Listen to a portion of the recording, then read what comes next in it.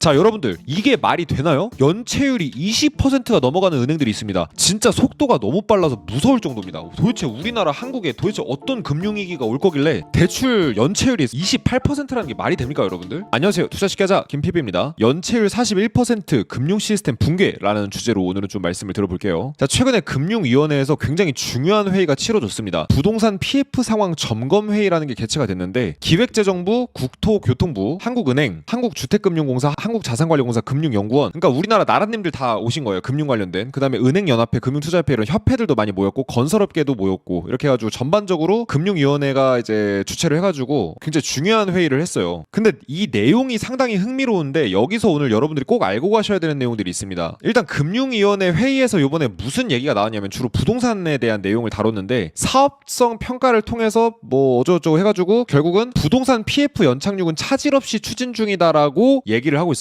일단 여기서 연착륙이라는 표현을 썼다라는 것 자체가 여러분들 지금 쭉 써오고 있는 용어지만 연착륙이라는 표현이 나왔다는 것 자체가 이미 뭔가 부동산 시장이 꺾여가고 있는데 요거를 이제 완화시켜서 이렇게 조금 이제 스무스하게 침체를 약하게 유도하려고 하는 게 바로 연착륙인데 지금 이미 강하게 부러지고 있는 거를 조금 이제 완화시키려고 하는 움직임이거든요. 그러니까 이미 건설 경기 침체, 그다음에 경기 침체가 어느 정도 이제 공식화되었다라는 거는 우리가 여기서 좀 알 수가 있죠. 근데 과연 정말 금융위원회의 주장대로 차질 없이 진행이 되고 있을까요? 이 부분이 여러분들이 꼭 집중해 주셔야 될 내용인데, 자, 2025년 3월 말 PF 익스포저라는 말을 하니까 조금 이제 듣기 복잡한데 PF에 투자된 총 자금이라고 생각하시면 돼요. PF 투자금은 190조 원으로 전분기 대비해서 11조 원 정도 감소했다. 즉 PF에 대한 투자금이 전국적으로 줄어들고 있는 거예요. 왜냐? 건설 쪽에 돈 넣어봤자 다 물려요. 미분양 나고 지금 아파트는 계속 짓고 있는데 아파트 분양이 안 나갑니다. 그러다 보니까 은행들이 더 이상 그쪽에 돈을 안 빌려줘요. 당연한 처사입니다. 하지만 이게 확실한 문제인 이유는 두 가지가 있는데, 첫 번째로는 금융기관들의 이익이 직접적으로 악화하기 시작했어요. 왜 그러냐? 대출을 여기저기 많이 나가야지 돈이 많이 벌리고 그 중에 핵심이 바로 부동산 대출이거든요. 근데 부동산에 개발해서 나가야 되는 이런 대출들이 이제 이자가 이제 꽤 많이 받을 수 있는 이런 알짜 산업이었는데, 알짜 대출이었는데, 금융기관 입장에서는 돈 벌어 먹을 이 장사 하나가 이제 줄어든 거니까 지금 가뜩이나 지금 투자해놓은 뭐 대출해준 이런 부동산도 지금 날아가면서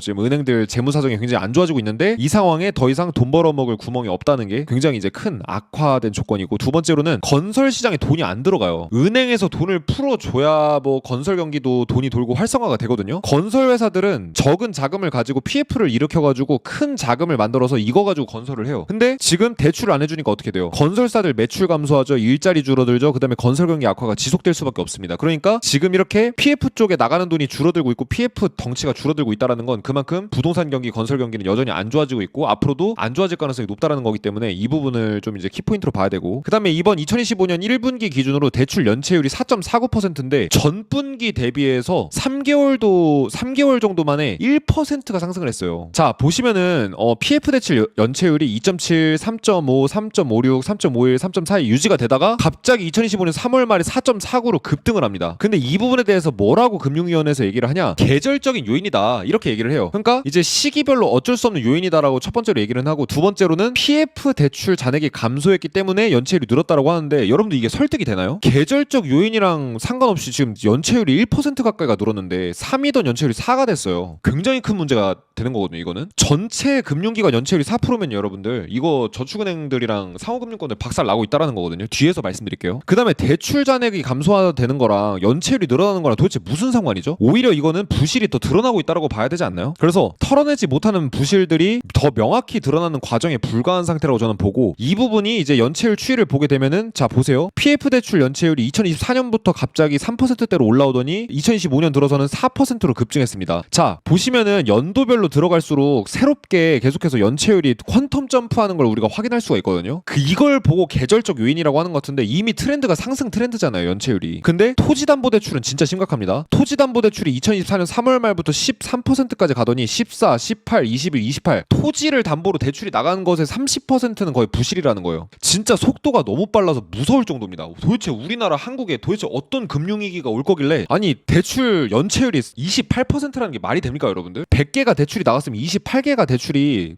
싸그라졌다라는 거. 이거 은행 무너질 만한 이슈거든요. 이거를 이제 시각화된 자료로 연합뉴스에서 잘 정리를 해줬는데 PF 대출은 이렇게 늘어나고 있는 상태인데 토지담보대출은 그냥 수직 상승하고 있습니다. 이걸 조금 완화된 그래프처럼 보여줘서 그렇지 사실은 토지담보대출의 이 연체율은 이렇게 늘어나고 있고 PF 대출의 연체율은 이렇게 늘어나고 있는 거라고 보시면 돼요. 굉장히 빠르게 늘고 있다라고 보시면 될 것 같습니다. 이렇게 그래프로 보면 더 실감이 잘 되는데 국민신한 하나 우리 농협중앙에 이런 이제 은행을 빼면 진짜 이 상호금융권이나 이금융권 부실이 거의 초전 박살 수준이에요. 제가 계속해서 썸네일에 뭐 한국은행의 대공황 경고, 저축은행 대공황, 이금융권 대공황, 가짜 부동산 상승의 실체, 우리가 오랜 시간 동안 추적해오고 문제를 삼고 있었던 이런 문제들이 이제 수면 위로 드러나서 아예 확실하게 이제 자리를 매기고 있는 이런 상황이라는 거죠. 여러분들은 공감하시나요? 그래서 PF 대출 연체율이 4%가 돌파됐고 증권사 브릿지론 연체율이 몇 %냐? 41%입니다. 여러분들 연체율 41%라는 얘기 들어보셨나요? 100개가 대출이 나갔다라고 하면 40%가 부러진 거예요. 이거 이자는커녕 이거 원금 이자 다 받아도 나머지 나간 대출의 원금 이자를 다 받아도 여기서 부러진 대출에 대한 손해를 메꿀 수 있을까요? 절대 못 메꾸죠. 중소금융사 연체율 28%까지 급등. 제가 여러분들 많은 오해를 받아왔습니다. 지금까지 무슨 오해를 받아왔냐면 공포를 조장한다. 왜 자꾸 공포를 조장해서 강의팔이 하냐 이렇게 얘기하시는데 제가 아직도 공포를 조장하는 거 같으신가요? 금융 시스템 리스크가 왜 무섭냐면은 한 군데 업체가 무너지기 시작하면 동시다발적으로 다 무너지게 됩니다. 근데 지금 이따 보여드리겠지만 저축은행의 90%가 지금 상당한 연체율을 보여주고 있는데 제일 무서운 게 뭐냐면요 여러분들 우리가 이런 리스크에 익숙해지고 있다라는 거예요. 연체율 4%? 뭐가 문제야? 증권사 브릿지론 연체율 40% 뭐가 문제야? 아직 안 터졌잖아. 이런 식으로 우리가 생각하시는 분들이 점점 늘어나고 있다라는 게 그게 가장 큰 문제지 않나라고 생각을 하고 자 지금 부실금액 추이를 보게 되면은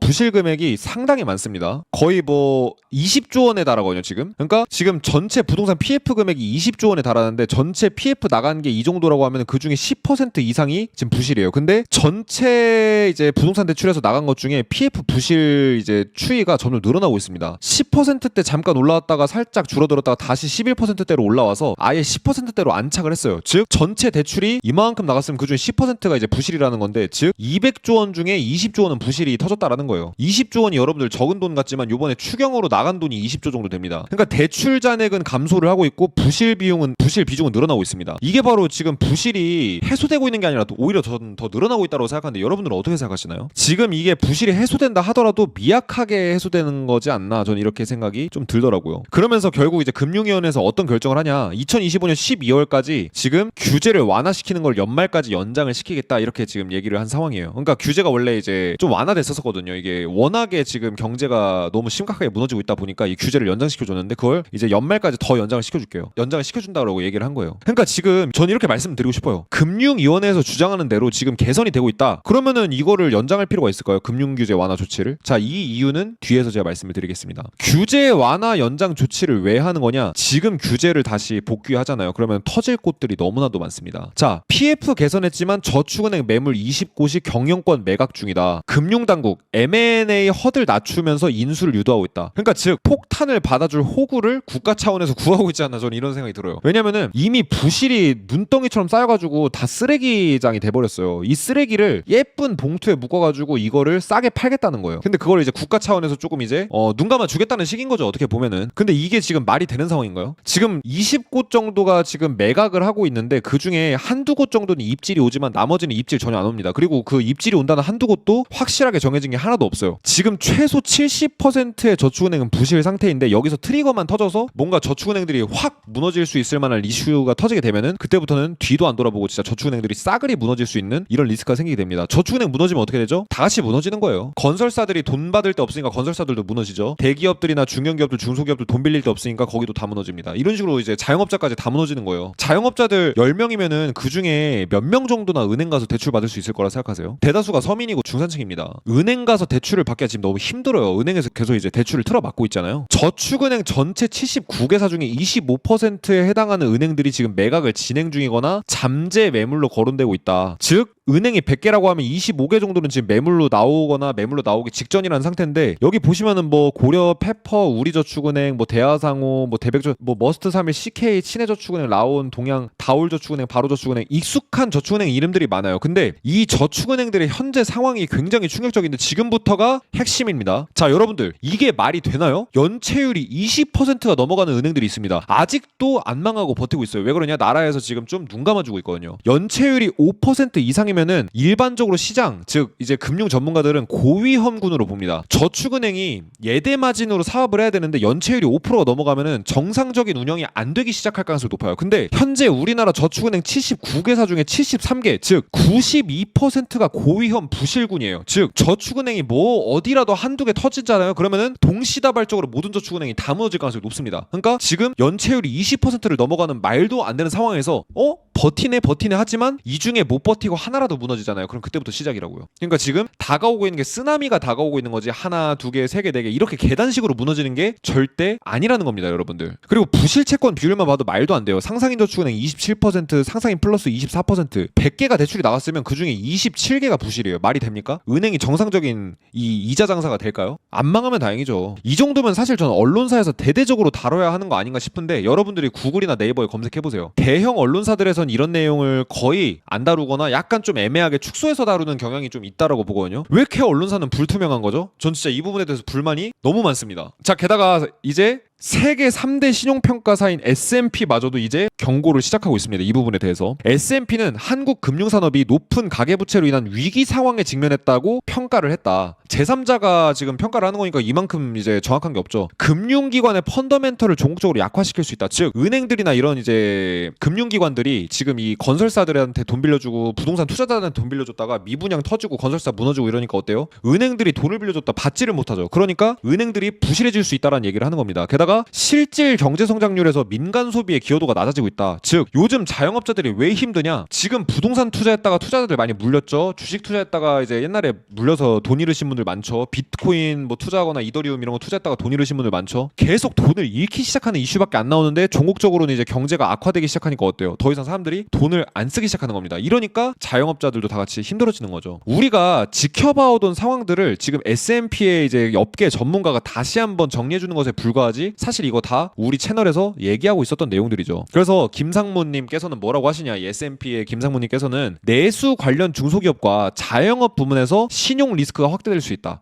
즉 붕괴될 수 있다는 거죠. 그러면서 부동산, 도소매, 숙박, 음식업 등을 중심으로 부실 채권 비율이 눈에 띄게 상승하고 있다. 즉 이 업종에 있으신 분들이 지금 은행에서 돈 빌렸다 돈을 못 갚고 있다는 거예요. 은행들의 가계대출 부실 채권 비율도 꾸준히 오르고 있다. 즉 사람들이 돈 빌렸다 못 갚아서 지금 난리가 나오고 있다는 얘기를 하는 겁니다. 그래서 비은행 금융기관이라고 얘기를 하는데 이거 다 이런 거 얘기하는 거예요. 신협, 뭐 새마을금고, 저축은행 이런 데 얘기하는 거거든요. 비은행. 우리가 저축은행이라고 하면 은행인 것 같지만 은행이 아닙니다. 정확히 말하면 은행법에서 얘기하는 은행이랑은 조금 이제 거리가 멀어요. 그래서 저는 와, 상무님 맞습니다. 근데 사실은 이미 시작됐습니다. 말씀하신 것보다 좀 더 심각합니다라는 걸 좀 말씀드리고 싶고, 앞으로 한국은 두 가지 중에 하나밖에 답이 없습니다. 직장인이시던 사업하시는 분들이건 수출 기업에 취업을 하시거나 수출 사업을 하시는 방법, 두 번째로는 아예 한국에서 떠서 이민을 가는 거. 이거 두 개 아니면 답이 없어요. 한국에서 더 이상 버틸 수가 없습니다. 내수가 정말 종말에 가까울 정도로 부셔지고 있는데 이게 아직 100이라는 위기가 올 거라고 하면 이 중에 30도 안 왔다라고 저는 생각이 계속 들어요. 지금 많이 힘들다라는 말씀을 하시는 분들이 혹시 주변에 계신다고 한다면 사실 더 큰 위기가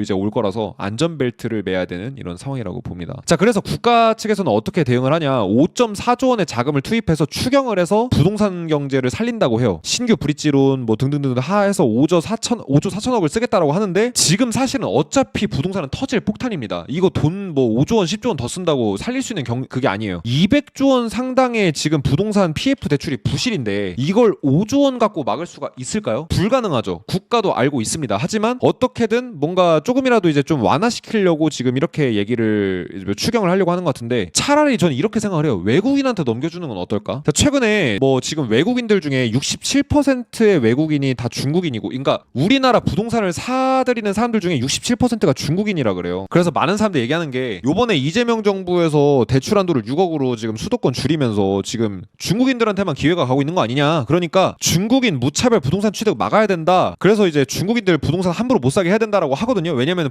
중국인들은 제한이 없으니까. 근데 저는 안 막아도 괜찮을 것 같다는 생각이 듭니다. 왜냐? 지금 하락하고 있는 부동산 한국인들은 분위기 다 알아요. 누가 사주나요 이거? 전국에서 지금 부동산 거래가 이제 몇천 건씩 벌어지고 있는데 그 중에 상승으로 기록되는 이제 실제 상승으로 기록되고 앞으로도 수익을 볼 수 있는 이런 부동산 거래 건수는 진짜 얼마 안 됩니다. 극히 일부예요. 차라리 중국인 분들한테 넘겨드리는 게 낫지 않나. 어차피 이거 지금 시장 부셔지기 일부 직전이고 부셔지기 시작하면은 진짜 뒤도 돌아보지 못할 정도로 진짜 막 10억짜리 부동산이 3억 가고 5억 가고 하는 시장이 얼마 안 남았어요. 이미 지방에서는 이미 30% 이상 폭락한 부동산들도 속출하고 있고 세종 같은 데는 반토막 났습니다. 근데 지금 아무런 뭐 IMF 같은 게 안 터졌는데 이 정도라고 하면은 진짜 뭐가 터지면은 그때부터 나락이에요. 차라리 이거 중국인 분들한테 넘겨드리는 건 어떨까요? 그래서 여러분들 생각은 어떠신지 이 부분에 대해서 이 부분의 의견이 좀 궁금하고요. 자, 그래서 부동산 PF 지금 나라에서 지원해준다. 5조 4천억을 이제 지원을 해서 2차 추경을 해서 부동산 PF 유동성 지원을 해줄 거다라고 하는데 어렵게 쓰여 있는 걸 제가 확실하게 좀 쉽게 말씀을 드리겠습니다. 마중물 역할을 하는 PF 선지나 마중물 개발 앵커리츠라고 이제 얘기를 하는데 여기서 1조 원 쓴대요. 이게 뭐냐면은 정부 자금으로 부실이 우려되는 자산들의 돈을 빌려준다라는 것과 다름이 없습니다. 지금 부동산 짓고 뭐 해봤자 미분양 나고 어차피 정확하게 PF가 돌아가지가 않죠. PF에선 부실이 계속 늘어나고 있습니다. 근데 여기다가 정부 자금을 넣겠다라는 거는 그냥 부실 자산에다가 돈 넣겠다라는 것밖에 안 돼요. 그리고 두 번째로는 중소건설사에다가 비은행권 PF 특별보증을 신설해서 2조 원을 드리겠다 하는데 자, 비은행권이라고 했잖아요. 비은행권 부실이 제일 심각하죠. 은행들은 지금 문제 없습니다. 그러니까 지금 은행에는 지금 지원 안 해주려고 하는 거예요. 비은행권에 좀 지원을 집중적으로 해주려고 하는 거예요. 근데 비은행권에서 지금 대출해주고 있는 것들 이런 전반적인 것들 다 지금 문제 터지고 있는데 거기다가 돈 넣어준다? 아, 저는 사실은 이거 좀 위험하다고 봐요. 마지막으로 준공 전에 지방 미분양 물량을 환매 조건부로 매입해서 건설사의 유동성을 공급하는 미분양 안심 환매 2.4조 원. 여기서 제일 많이 들어가는데 이거는 좀 괜찮을 수도 있지 않을까? 왜냐면은 이제 이런 거예요. 미분양 난 이제 어떤 건물을 국가가 이걸 돈을 줘서 미리 갖고 오고 그다음에 일단 그걸로 건설사가 이제 급한 불 끄고 그다음에 나중에 여건이 되면은 이거 다시 건설사가 사가는 구조. 사갈 수 있는 건설사가 얼마나 될까라고 솔직히 생각은 합니다만 그나마 좀 이제 이 세 가지 정책 중엔 그나마 제일 나아 보여요. 그래서 여러분들의 의견도 좀 저는 궁금하고 사실 근데 나머지 두 가지는 사실 위기를 더 키우는 꼴밖에는 안 된다. 전혀 위기를 종식시키는데 도움이 안 될 것 같다라는 생각이 좀 저는 듭니다. 그래서 종합적으로 말씀드리면 기회 우리가 지금 보고 있었던 기회가 다가오고 있어요. 경제가 붕괴되고 모든 것들이 이제 리셋이 되기 시작하면은 그때만큼 진짜 어마어마한 기회가 오는 순간이 없어요. IMF 때 금융위기 때 돈 번 사람들은 다 이런 시기에 돈 번 겁니다. 푹 폭락하고 모두가 힘들어할 때 현금 갖고 있었다가 그걸로 원룸 사고 건물 사고 주식 사고 했던 사람들이 다 부자 됐어요. 그 전에 부의 사다리는 없습니다. 그 전후로. 그래서 경제 위기는 깨어있는 소수만이 살아남는 시기이기 때문에 지금은 확장보다는 내실을 다지고 적극적 투자보다는 현금 보유를 늘려나가는 시기가 좋지 않을까 이렇게 좀 이제 좀 생각이 들어서 저희 채널 구독해 주시면 이런 현명한 경제 정보 관점 이런 것들 전달해 드릴 테니까 저희 이제 채널 구독 많이 부탁드리겠습니다.